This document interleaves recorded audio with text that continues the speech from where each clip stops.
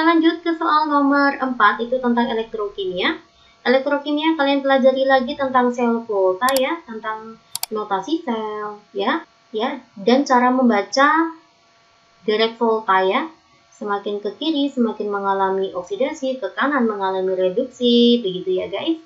Oke, dan tentang elektrolisis, di dalam elektrolisis kalian pelajari lagi tentang perhitungan hukum Faraday 1 dan hukum Faraday 2. Semangat! Oh iya, ini terdapat revisi ya, ini harusnya 0,8, ini adalah 0,4 gram.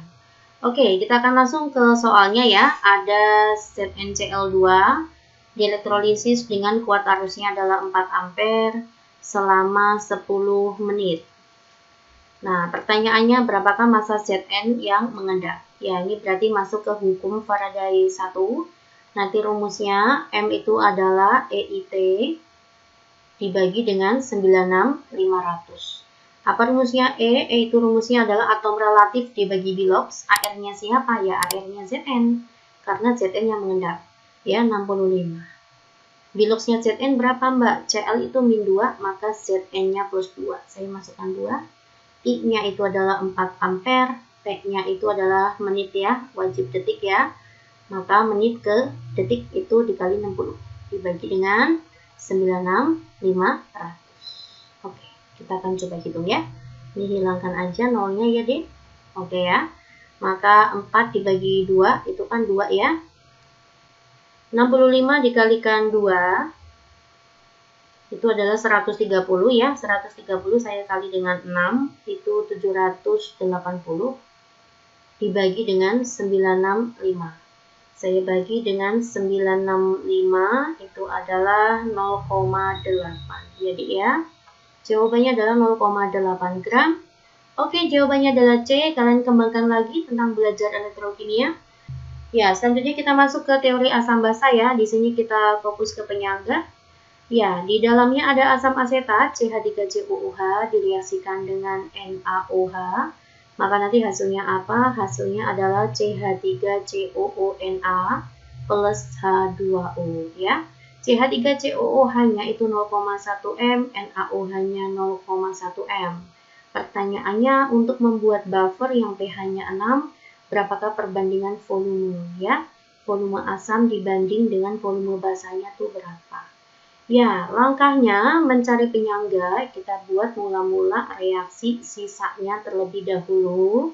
Dan penyangga itu harus memiliki syarat basa kuatnya habis ya. Nanti yang sisa yang lemahnya. Maka nanti sini mula-mulanya molnya adalah 0,1 Va, M dikalikan V ya.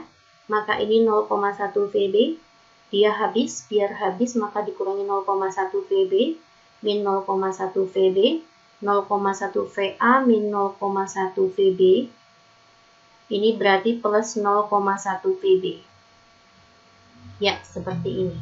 Ternyata membentuk penyangga dengan pH 6, maka rumus penyanggaannya adalah, ini adalah penyangga asam, maka rumusnya H plus sama dengan Ka, dikalikan mol asam lemah ya, di sini CH3COOH, dibagi dengan mol basa konjugasinya, CH3COO-.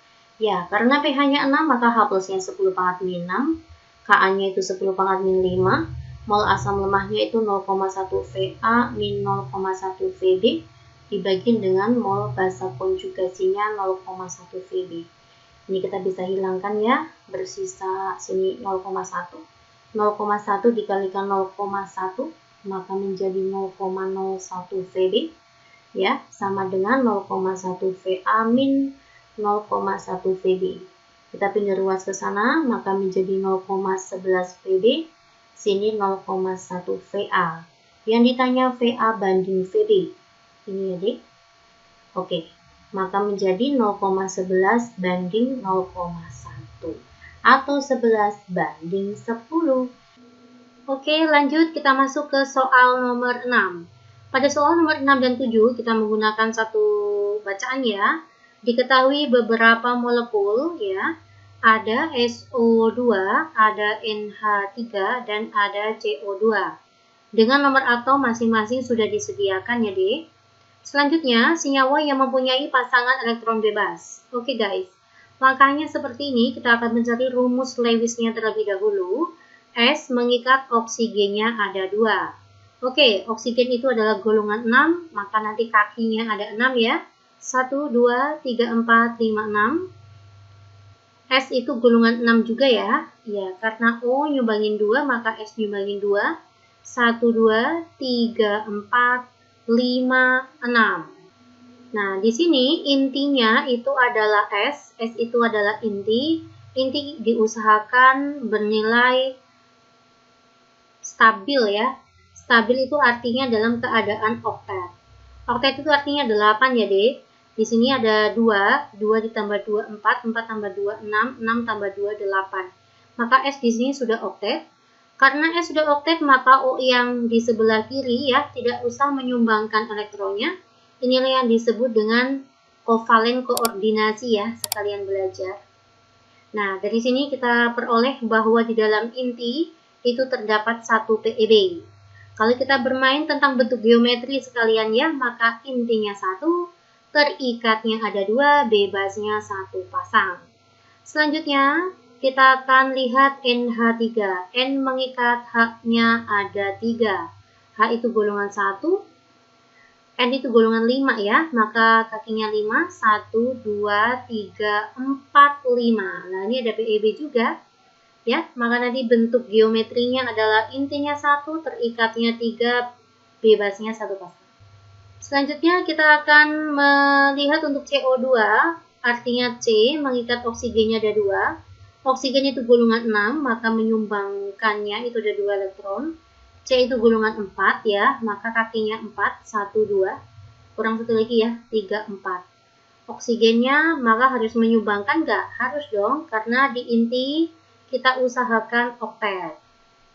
Ya, kita akan cek ya, ini ada 2 elektron, 2 elektron ditambah 2 elektron itu 4 elektron. 4 elektron ditambah 2 adalah 6 elektron, maka oksigennya nyumbang 2, 6, 7, 8 ya. 1, 2, 3, 4, 5, 6. Ya, intinya sudah oktet. Apakah inti memiliki PeB? Ternyata intinya tidak memiliki PeB. Semua elektronnya terpakai untuk berpasangan. Di sini bentuknya adalah AX2 ya, atau linear. Jadi senyawa yang mempunyai pasangan elektron bebas itu siapa? Berarti senyawa SO2 dan NH3. Nah, ini kita anggap ini adalah 1, 2, 3 ya. Maka yang punya PeB adalah 1 dan 2. Next, senyawa yang memiliki gaya dispersi. Gaya dispersi itu dimiliki oleh senyawa yang berikatan kovalen nonpolar. Ya, kovalen nonpolar itu biasanya ditandai tidak ada PeB di dalam inti. Nah, dari sini SO3 ya, ada PeB-nya. SO3 itu bersifat polar. NH3 itu juga bersifat polar karena ada PeB-nya. Maka senyawa 1 dan senyawa 2 itu berikatan kovalen polar. Nah, karena berikatan kovalen polar, maka senyawa 1, 2 itu memiliki gaya dipol-dipol ya. Untuk kovalen polar itu namanya gaya dipol-dipol. Atau nama lainnya adalah dipol permanen. Nah, pada untuk non-polar, ini berarti bukan tanda panah ya. Ini sendiri kayak gini ya. Nah, sedangkan pada kovalen nonpolar itu ditandai tidak ada PeB ya. Salah satunya itu artinya gaya tariknya sama kuat ya, tertarik sama kuat. Nah, nonpolar ini memiliki gaya dispersi. Oke ya guys, dispersi. Nah, atau gaya London. Ya, berarti yang memiliki gaya dispersi itu adalah hanya CO2 ya. Berarti hanya 3 saja. Oke. Semoga besok tentang ikatan kimia dan bentuk geometri kalian bisa ya mengerjakannya ya jika bertemu dengan tipe soal seperti ini lagi. Selanjutnya kita masuk ke hibridisasi. Di sini kita akan membahas hibridisasi. Hibridisasi untuk atom karbon. Ya, pada atom karbon yang berikatan tunggal, maka nanti hibridisasinya adalah sp3. Karbon yang berikatan rangkap itu adalah sp2. Karbon yang berikatan rangkap 3 itu hibridisasinya adalah sp. Karbon pada urasil memiliki hibridisasi. Di sini karbonnya tuh di sini ya, Dek. Ini karbon, ini karbon. Ternyata berikatan rangkap ya, Dek. Ini rangkap. Nah, kata rangkap 2, maka jawabannya adalah SP2. Jawabannya adalah B. Oke, selanjutnya kita akan membahas tentang kesetimbangan ya. Di sini kita akan bahas pergeseran kesetimbangan. Ini wajib tahu ya, Dek. Yang pertama ya, saya akan ajarkan pergeseran kesetimbangan itu dipengaruhi oleh 4. Yang pertama adalah konsentrasi, selanjutnya ada suhu, selanjutnya ada volume dan tekanan. Jika salah satu konsentrasi ditinggikan, maka nanti kesetimbangan bergeser ke lawan. Ingat itu ya, Dek. Kalau salah satu konsentrasi diturunkan, maka kesetimbangan bergeser ke sendiri. Jika suhu ditinggikan, maka kesetimbangan nanti bergeser ke positif atau endoterm. Kalau suhu diturunkan, kesetimbangan bergeser ke eksoterm. Kalau volume dan tekanan, nanti pergeseran bermain ke koefisien, ya. Jika salah satu volume diperbesar, maka kesetimbangan bergeser ke koefisien yang besar juga berbanding lurus ya. Kalau volume diperkecil, maka bergeser ke koefisien yang kecil. Kalau tekanan berbanding terbalik. Kalau tekanan diperkecil ke koefisien yang besar. Begitu guys. Oke guys. Di sini saya akan buat terlebih dahulu ada H2 fasenya gas ditambah dengan I2 menghasilkan 2HI, udah setara ya di sini ya. Maka delta H-nya ketemu negatif 4, maka ini adalah eksoterm. Ya, karena eksoterm maka nanti produknya juga bersifat eksoterm, reaktannya bersifat endoterm. Kita lihat ya, di ruas kiri atau ruas reaktan koefisiennya adalah 2. Di sini ya, 1 tambah 1 itu 2. Sedangkan ruas kanan atau ruas produk itu juga koefisiennya 2. Karena koefisiennya masing-masing 2, nanti untuk volume dan tekanan tidak mempengaruhi pergeseran karena koefisiennya sama. Oke ya, yuk lanjut. Jika suhu dinaikkan, oke, kita bermain suhu, maka kita fokus ke persamaan yang kedua ini ya, sifat yang kedua ya. Suhunya dinaikkan, apabila suhu dinaikkan, maka kesetimbangan bergeser ke positif. Pada percobaan ini yang positif berada di ruas mana? Di ruas kiri. Maka kesetimbangan bergeser ke ruas kiri. Gitu ya guys. Karena kesetimbangan bergeser ke ruas kiri, maka nanti sisi reaktannya itu konsentrasinya bertambah. Gitu ya, kayak jungkat-jungkit aja ya. Kalau jungkat-jungkitnya itu lebih ke kiri, artinya kan berat ya di ruas kiri ya. Maka nanti konsentrasi di ruas kanan itu artinya berkurang. Ya, karena ini bermain suhu, jika suhu berubah, apabila kesetimbangannya ke kiri, maka nanti Kc-nya berkurang. Tetapi apabila bergeser ke kanan, maka nanti Kc-nya bertambah. Tapi hati-hati, ini dalam dalam wacana kalau misalkan suhunya berubah. Tapi kalau misalkan dalam suhu tetap, di soal itu bermain perubahan konsentrasi, volume, tekanan, baik kesetimbangannya ke kiri maupun kesetimbangannya ke kanan, Kc-nya tetap. Tapi kalau suhu berubah, nanti Kc juga berubah. Paham ya, Dik ya? Oke, kita cek poin A. Kesetimbangan bergeser menuju terbentuknya gas H2. Gas H2 benar ya, di ruas kiri ya? Betul sekali, langsung jawabannya A. Kesetimbangan tidak mengalami pergeseran, salah. Harga tetapan kesetimbangan berubah lebih besar, salah. Karena bergeser ke kiri, maka Kc-nya berkurang. Harga tetapan kesetimbangannya tetap, salah.